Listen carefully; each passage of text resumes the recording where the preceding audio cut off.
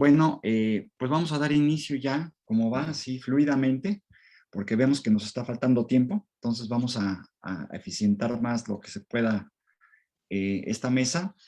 Entonces, estamos en la mesa 2. Vamos a comenzar entonces con Mario Arturo González Nieves, de la Facultad de Filosofía y Letras de la UNAM, con su ponencia que se intitula Una filosofía de la historia decolonial, el ejemplo de Tenamastri. Adelante, Arturo.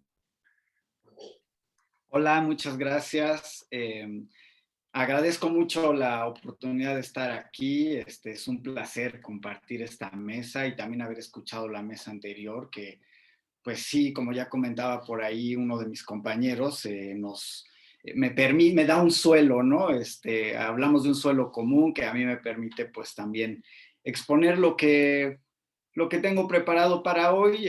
Mi trabajo, como bien decían por aquí, está intitulado Una filosofía de la historia decolonial, y voy a utilizar el ejemplo de Francisco Tenamastli para desarrollar algunas ideas. Y bueno, sin más, les empiezo a leer, platicar mi propuesta. Algunos relatos de la época de la invasión de los españoles reflejan actitudes de los nativos del nuevo continente que pueden ser consideradas como muestras de resistencia. Esto en función de salvaguardar la identidad y existencia de los pueblos originarios ante la tendencia del proyecto civilizatorio europeo que busca subsumirlos. En otros términos, estos relatos pueden ser leídos como una postura de descolonización. Puede darse, sin embargo, otra lectura complementaria de la anterior, basada no ya en las escenas contenidas en dichos relatos, sino en el hecho mismo de redactarlos. La naturaleza de estos textos representa hoy, desde este segundo enfoque, una resistencia ante cualquier proyecto historiográfico que pretende establecer una visión homogénea acerca de los procesos de invasión del siglo XVI. Pero esta idea entraña, yendo más a fondo, una filosofía de la historia desde la que quedan expuestas fracturas en el modelo de la historia, que supone la posibilidad de establecer una única verdad acerca del pasado. Considero entonces que las perspectivas historiográficas que señalan este tipo de actitudes insumisas de los pueblos originarios podría constituir lo que en una expresión amplia podría llamarse filosofía de la historia decolonial. Presento entonces un tercer enfoque que bien puede acompañar a los dos anteriores. Los tres enfoques serían que de la lectura, desde donde se desarrollan estos hechos, digamos, de los hechos concretos podemos pasar a un plano más abstracto. Los tres enfoques serían que hay actitudes de resistencia de los indios, por utilizar términos del texto que voy a utilizar aquí. El segundo sería que la escritura de estos relatos ya es también una muestra de resistencia. Y el tercer enfoque es que la perspectiva, que todo esto aporta una perspectiva hacia la historia, de que donde se queda al descubierto la imposibilidad de una homogeneidad en la historia. Lo anterior puede ser visto además desde el registro de que no es preciso hablar de uno solo, sino de distintos procesos de conquista o invasión. Bueno, entre muchos otros textos relativos a estas épocas, mismos que se ubican en diferentes latitudes de lo que hoy llamamos Latinoamérica, como hemos visto también en la mesa anterior, los testimonios que refieren a la vida de Francisco Tenamastli reflejan precisamente una actitud de resistencia. Y en este trabajo reflexiono en torno a considerar los testimonios de Tenamastli como un ejemplo a partir del cual se pueden elaborar distintas propuestas de lectura, tanto de la vida de Tenamastli como de la invasión española a lo que hoy es América. Para esto partiré de la exposición de quién fue Francisco Tenamastli, cuyo testimonio puede ser interpretado desde una postura decolonial, y después señalo los diferentes niveles de lectura que les he mencionado de este tipo de textos y que, bueno, propician un cuestionamiento desde la filosofía de la historia. En América Latina, el concepto de descolonización permite identificar a grandes rasgos los actos de resistencia de las comunidades indígenas en defensa de su supervivencia, en primera instancia, y ligado a ello de su integridad. No son pocos los testimonios que aluden a este tipo de actos en la época que aquí nos convoca, de manera que se pueden agrupar muchos textos bajo el signo de este elemento común. En este tenor me parecen de particular interés los testimonios recogidos en el libro de León Portilla, Francisco Tenamastle, primer guerrillero de América. El texto concentra una serie de sucesos bélicos y da muestra de hechos violentos de diversa índole perpetrados en contra de los indígenas durante un periodo de resistencia que va de 1540 a 1556, de varias comunidades originarias del norte de lo que hoy es México. Se ubica ahí como figura central a Francisco Tenamastle, pero además muestra dos diferentes facetas de la lucha de este personaje, una en la que hace uso de la fuerza mediante las armas y otra en la que hace uso de la razón mediante argumentos presentados ante la corona en España y que tienden a abolir la opresión de los invasores europeos de mediados del siglo XVI. Si bien los testimonios de vida de Tenamastle, desde el papel que jugó en los levantamientos al norte de México hasta sus comparecencias jurídicas ante la corona española, encierran pasajes más o menos inciertos de su identidad, estos revelan ya un acto de resistencia ante la violencia de los invasores. Allende las perplejidades en que colocan a la historiografía los diferentes testimonios de la existencia de Tenamastle, es de común aceptación que este personaje fue dirigente de la Guerra del Mistón en contra de los españoles. Sobre este levantamiento menciona León Portilla, y cito, ocurrían apenas 20 años después de que Hernán Cortés había vencido a los mexicas y a solo 2 de que éste se marchó para siempre a España. Gentes numerosas, nombradas chichimecas, se habían lanzado a esta violenta rebelión. Pudo pensarse por un momento, como lo escribió Jerónimo López, que se trataba de un levantamiento de escasa importancia. Muy pronto, sin embargo, como también lo expresó él, se apreciaron sus dimensiones. Iniciada la lucha en tierras de Nayarit con la participación de coras, huicholes y algunos grupos de habla náhuatl, se extendió luego hacia el oriente, es decir, al país de los zacatecos y caxcanes. Fin de la cita. En un testimonio que el mismo autor recoge del franciscano Antonio Tello, se muestra una imagen de cómo pudo ser el mencionado lugar del Mistón, mismo que da nombre a la batalla librada ahí.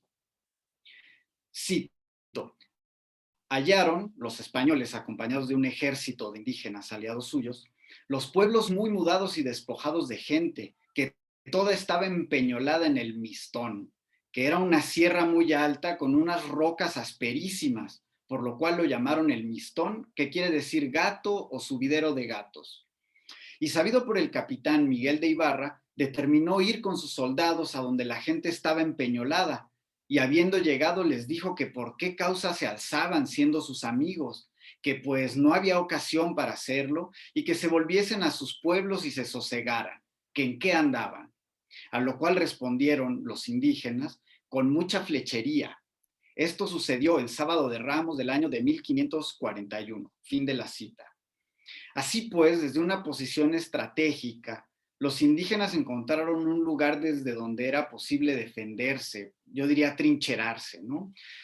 Por cierto, ahí fue herido también de muerte Pedro de Alvarado, ejecutor de la masacre del Templo Mayor.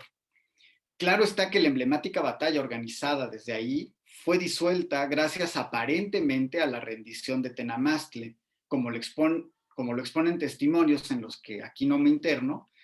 Y bueno, no fue esta la única muestra de rebelión en aquellas regiones. Y otra vez cito a León Portilla. Si bien Tenamastle intentó alcanzar un acuerdo de paz con el virrey, al no lograrlo, rescatado por los suyos, optó por retirarlos de la lucha para salvarlos de la muerte y la esclavitud. Pero su retirada fue solo prudente tregua. Viendo que los suyos y otros muchos indios del vasto septentrión de la Nueva Galicia seguían siendo víctimas de toda clase de expoliaciones y otras injusticias, Tenamastle retomó el escudo y la flecha. Se alió con otros como el llamado Chapoli y continuó en pie de guerra durante 9 años. Fin de la cita. Se puede sostener entonces la idea de que Tenamastla participó no solo en una batalla, sino que fue una figura importante que estuvo activa en un periodo en el que los pueblos originarios mantenían un clima de rebelión, organizados desde un lenguaje propio, incomprensible hasta cierto punto, en muy buena medida para los españoles. Años después de estos hechos, Tenamastla se acercó nuevamente a los franciscanos, seguramente en son de paz, quienes lo pusieron a disposición del obispo de Guadalajara, Pedro Gómez de Maraver. Fue entonces entregado Tenamastla al virrey Luis de Velasco y deportado en calidad de preso a España, donde por un encuentro aparentemente fortuito, Bartolomé de las Casas se puso en contacto con él. Digo esto de fortuito porque coincidió que Las Casas estaba en Valladolid cuando llegó Tenamastla, y bueno, sobre el vínculo entre Tenamastla y Bartolomé de las Casas, baste decir que si bien Las Casas concebía como injusta, como ya hemos visto aquí, por decirlo menos, la forma en que se estaba llevando a cabo la conquista, al encontrarse con Tenamastla en Valladolid, encontró también un ejemplo vivo que podía corroborar su conocimiento de las injusticias ejercidas por los conquistadores.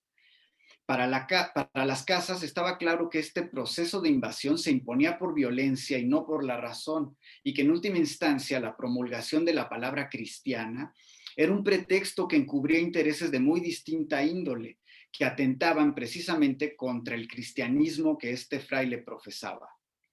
De esta manera, Las Casas, avesado en la diplomática española, pudo asesorar a Tenamastla en la denuncia de atrocidades y en defensa de su persona ante la corona, apelando a argumentos filosóficos y teológicos. También se emplearon estrategias jurídicas como solicitar la comparecencia de algunos testigos para probar su inocencia o, en todo caso, para justificar sus actos como hombre cristiano, bautizado Francisco y casado, y legítimo señor gobernante de sus tierras, por lo mismo, ilegítimo merecedor de su calidad de preso. Si bien no sabemos cuál fue el paradero exacto de Tenamastla después de su comparecencia jurídica, sabemos por lo menos que no tuvo un proceso posterior que lo hiciera acreedor de alguna pena, pues habría noticias de ello en registros oficiales. Lo que sí podemos conjeturar es que después de esta fase diplomática, Tenamastla andaba necesitado de apoyo para satisfacer sus necesidades básicas, lo cual está reflejado en un documento firmado por el propio Las Casas, en el que se pide ayuda, entre otras cosas, para comprar un par de camisas, por ejemplo. Es por eso por lo que la lucha de Tenamastla, aún en el periodo que se desarrolla en España, puede considerarse victoriosa, como lo señala León Portilla. Cito: el desenlace de esta historia, aunque tal vez no pueda hablarse de tal cosa, ya que la lucha habría de durar mucho tiempo, se sitúa en dos campos diferentes. Uno fue el de la permanente resistencia de los indios del septentrión mexicano. El otro debe calificarse de victoria de Tenamastla en el terreno de las ideas, las mismas por las que batalló Fray Bartolomé hasta el momento de su muerte. Fin de la cita. Precisamente a partir de la deportación, se puede percibir un parteaguas en el relato de Tenamastla, pues desde su arribo a España cambian drásticamente, aunque de ninguna manera desaparecen, las muestras de rebeldía del personaje. Empieza entonces una batalla librada en el orden de la diplomacia y de la argumentación de índole filosófico-jurídica, o como lo diría León Portilla, una nueva forma de combate en defensa de los derechos de su pueblo y en busca de su libertad. La resistencia que presenta Tenamastla se dispara así desde dos órdenes diferentes en su exterioridad, que hasta podrían considerarse antagónicos. Por un lado, se expone a Tenamastla como un guerrillero. Por otro lado, tras su detención y deportación a España, la rebeldía de Tenamastla se ve revestida de las maneras y formalidades españolas, desde la lengua y la comparecencia jurídica conforme a las disposiciones oficiales de la corona, hasta la presentación de argumentos que en una moral religiosa lo convalidan como buen cristiano. Tenemos pues en Francisco Tenamastla la figura de un indígena bautizado cuya lucha en contra de la violencia de los conquistadores estuvo organizada desde su lengua materna y también desde el idioma de los españoles.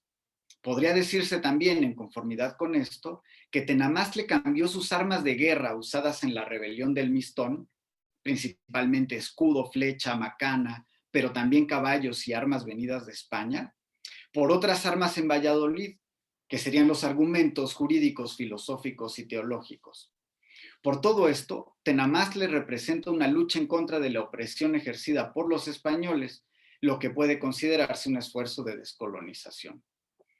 He mencionado que, como el caso de Tenamastla, hay otros textos alusivos a la misma época que pueden agruparse en torno a una actitud de resistencia. Este elemento común está presente en las actitudes de las comunidades nativas que luchan por defenderse de los invasores. Para decirlo en otros términos, las escenas de alzamientos presentes en las crónicas de la conquista son muestras de actitudes descolonizadoras. Se presenta así un primer enfoque de lectura que advierte la inconformidad de algunos pobladores originarios ante las prácticas opresivas de los europeos. Pero sabemos de estas acciones gracias a la labor de quienes se encargaron de ponerlas en papeles y relatos, y desde luego de quienes las conservaron en lugar de destruirlas. En este sentido, el hecho mismo de escribir esos textos, labor que por cierto en muchas ocasiones corrió a cargo de los españoles, puede considerarse también como un acto de resistencia ante dichas prácticas.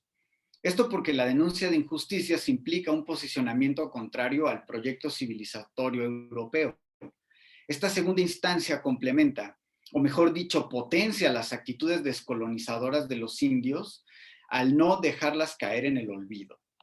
Pero se permite así un segundo acercamiento a la lectura que descubre un golpe potencial a la idea de una historia homogénea en torno a la conquista, pues contradice el supuesto de que hubo un completo dominio por parte de los españoles.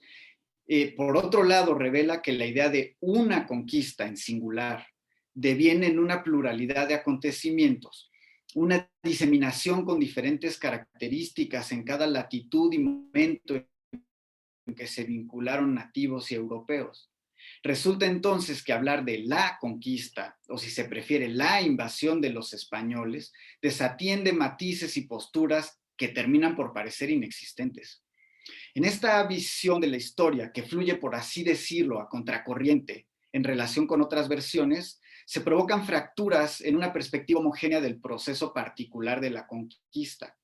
Esto tiene implicaciones desde un tercer enfoque de lectura en un modelo de la historia general. Ante la imposibilidad de conciliar ciertas perspectivas, en este caso, por ejemplo, la de un dominio absoluto por parte de los españoles y los testimonios de que hubo levantamientos de distinta índole por parte de los pueblos originarios, queda en evidencia un problema importante en el proyecto de establecer una única verdad universal en la historia. En otros términos, y remitiendo al tema central de este trabajo, el hecho de que se hayan conservado estos textos permite usarlos hoy como contraejemplos para desmantelar la noción de una historia monolítica. Bueno, voy a hacer una recapitulación para concluir.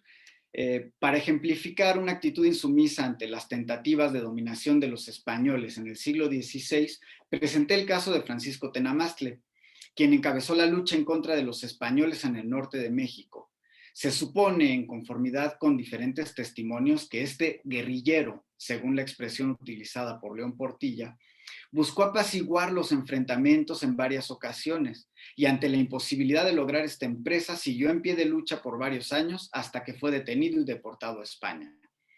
A partir de ese momento y asesorado por Bartolomé de las Casas, el modelo de lucha cambió, pues se encontró en la argumentación una mejor arma para defenderse ante la corona.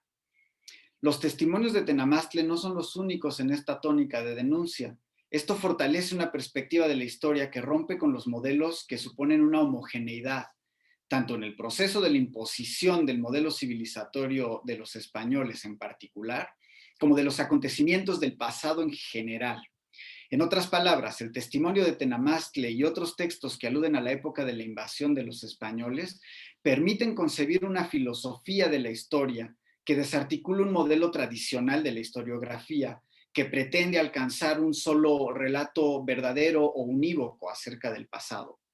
Esto porque dichos relatos reflejan perspectivas acerca de hechos que no pueden ser subsumidas o que son irreconciliables dentro de una sola visión homogénea y que representan contrastes o confrontaciones que fracturan el núcleo mismo de tal idea.